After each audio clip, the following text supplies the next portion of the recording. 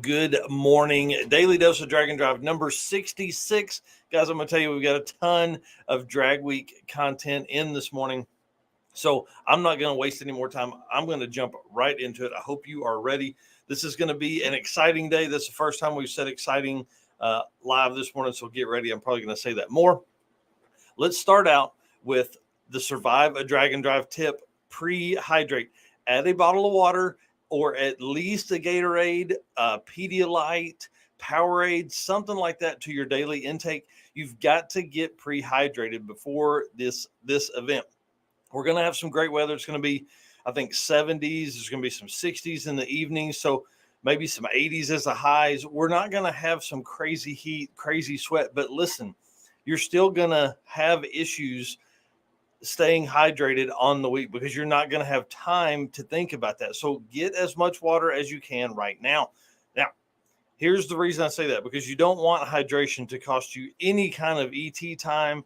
You don't want hydration to cost you any kind of mental capacity during the week. You need all you can get. So grab granola bars, something you can throw in your cooler or in the car to keep up with your hydration, and a little bit of snack, something in your stomach to power your brain. Okay, so that's your Survive a Drag and Drive tip for today. One thing before we start, we're only going to use your fastest ET averages for list population.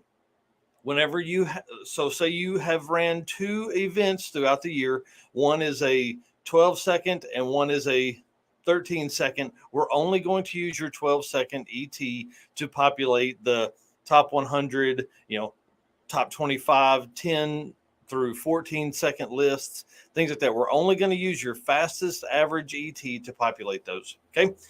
And brand new for Drag Week, we just worked this out yesterday. I'm pumped. I'm excited. That's number 2. I've said that today. I'm going to have to take that word out of my vocabulary. New for Drag Week, we'll be updating the lists with a pending status, a pending placement for every racer that would populate the list. Now, what that means is, as we move through the list, let's use Tom Bailey as an example. So say Tom Bailey goes day 1 and has a 625. That would technically put him in first place. So every night when those lists come out, when Tonya and her team put that list out, I'll take that, I'll put it into our list updates, and it'll have a pending name next to whoever's racer would be there and where their placement would be on the list. Now, we're not going to add numbers to that because you obviously, 1, have to finish the week, and 2, have to finish it with an average. I think this is going to do 2 things. 1, it's going to show us in more real time how important it is for consistency, 1, but then 2, it shows racers a little more strategy behind it. Now, I know our lists have only been out for 6 or 8 months, or I guess 6.5 months. But as we move into the future, as we go 2023 and 2024, these lists will become more important and more lucrative for people to populate. I'll say that. So as we do that, you'll want to know not only where you stand in the event, but where also you stand on the list. Now, the example I used earlier of the fastest ET average, it's a good example. Say you are a guy that runs 1180s, okay? You're never going to be on the 11.0 top 25 list, but you may be on the 12.0 top 25 list if you slow it down a little bit. So maybe instead of hanging it out, you're going to be right there. Or if you're an 1120 guy, you're not going to be on that list either. So now you got to turn it up to get on the 11.0 list, or 12.0, which is the largest class in all of Drag and Drive, no matter which event we do. So we will update the website every night that I have the list updated. I will update the website so you can see your list position, potential list position, if you finish the week with your current average. To flip gears, talking about, well, I guess not to flip gears, but to talk about Drag Week, I've been working hard through all of the Billy Gebhart all-time Hot Rod Drag Week stats to find some interesting matchups and tight races for the important spots. Now, when I say important spots, I'm talking about those cutoff, those gatekeepers, those bump spots of the 25 or number 100, things like that of the all-time Hot Rod Drag Week. That's right. We have every pass ever made. Well, we have every pass ever submitted for Hot Rod Drag Week historical data. Thank you to the Gebhart family for trusting us with that information. And the more I dig, the more I am just absolutely blown away by Billy's just intense record keeping. It's really amazing. The other day I was working yesterday I was working in street race small block power adder, and just the way he lays out everything is really amazing. So I'm going to talk about some of that stuff here coming up as well. The more I dig, the more it amazes me. I'm blown away. Really, I am. There's a lot more coming. I'll tell you for Drag Week. After Drag Week 2022, I'm going to really focus on historical Drag Week data. I have been a little bit lax on releasing that data just because we've had, Midwest Drags. I was trying to put all that data together, Rocky Mountain Race Week and Race Week so close together. I was trying to get all of that data together and things like that. So now that we'll be after Drag Week, I'll have, the most current up-to-date Drag Week information, and I will go through and build out a full plethora of lists. There's so much information there.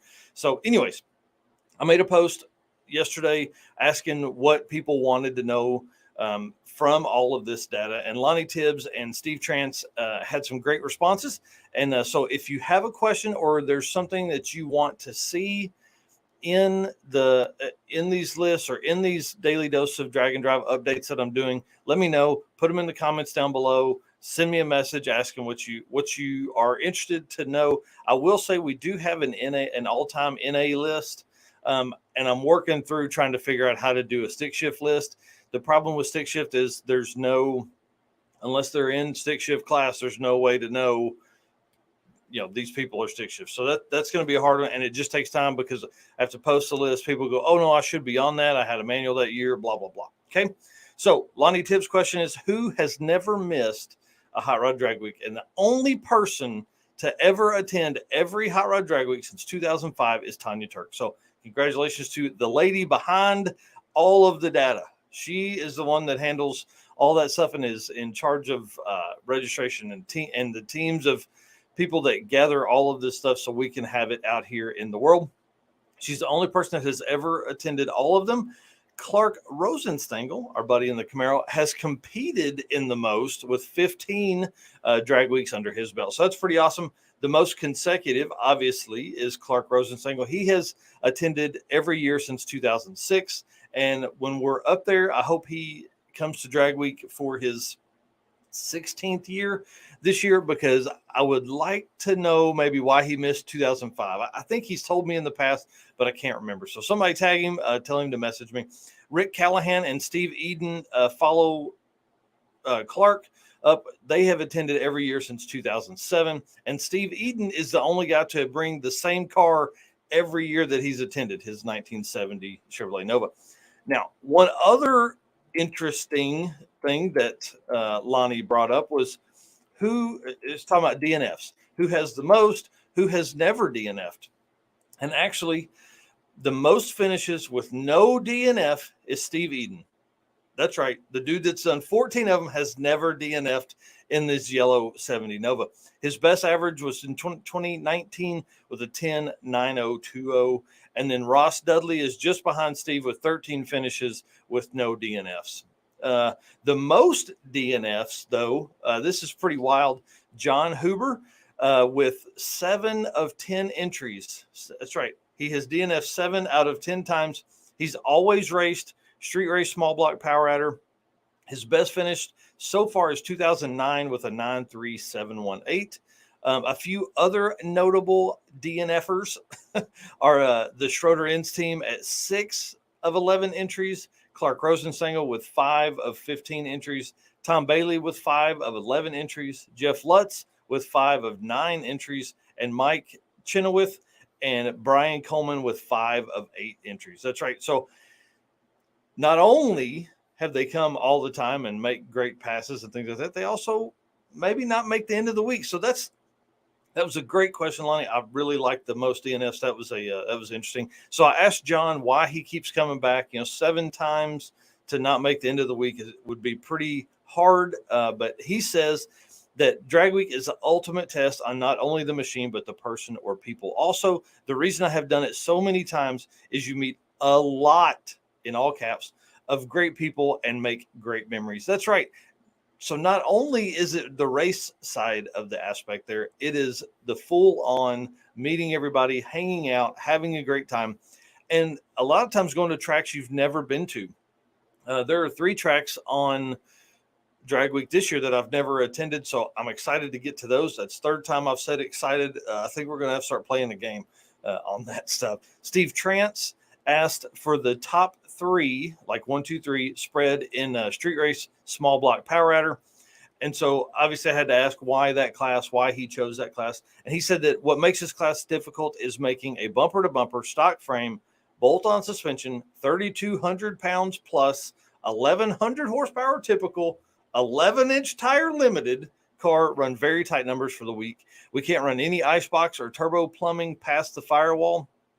So with the weight on the nose, that is another chassis tuning effort.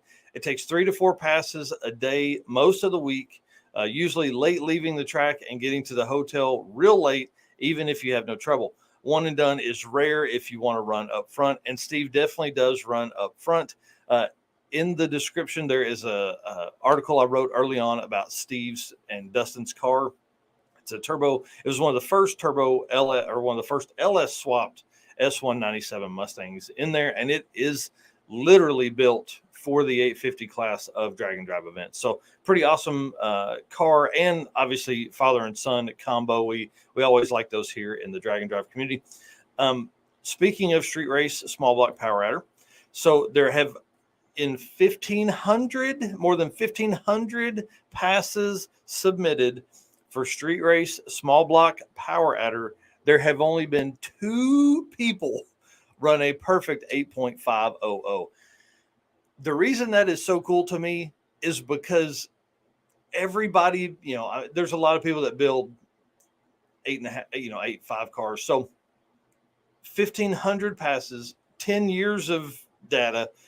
Only 2 people have ever run an 8.500 during drag week, and both of them did it in 2019. To give you an idea of the tightness of the class in 2019, Rick Steinke and Jim Braun both are the only 2 guys to ever run a perfect time in street race small block power adder.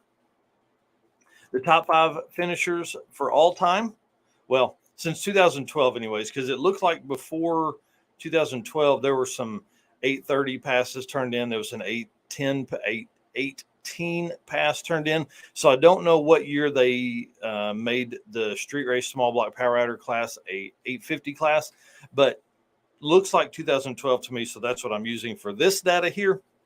Randall Reed is the number 1 undisputed top finisher for street race small block power adder. 2019 average of 8.5200, which means there's still room for improvement. Okay. He also had, this is pretty crazy, he also had in 2018 an 8.5214.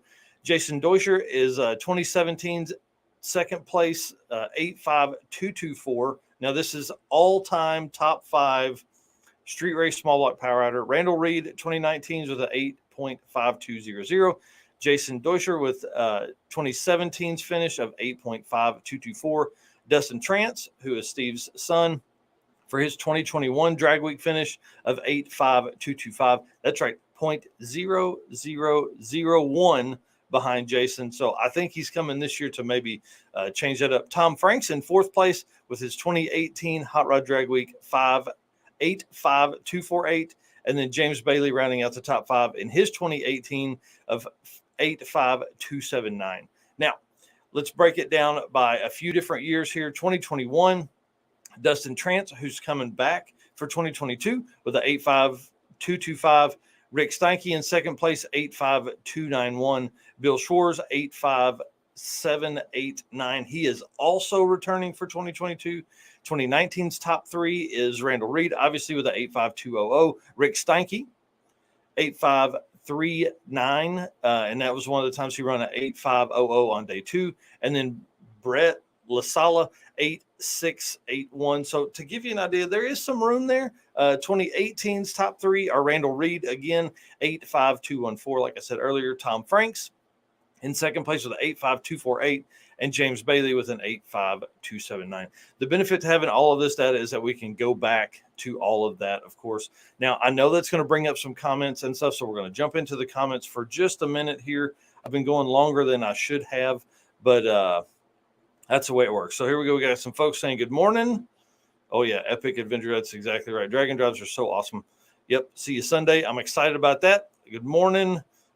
Is there a way to break down 400 or 600? The only way to do that would be for people to give me that information, which becomes hard because there's a lot of entries for drag week historically. So that may be something I can grab as we go forward.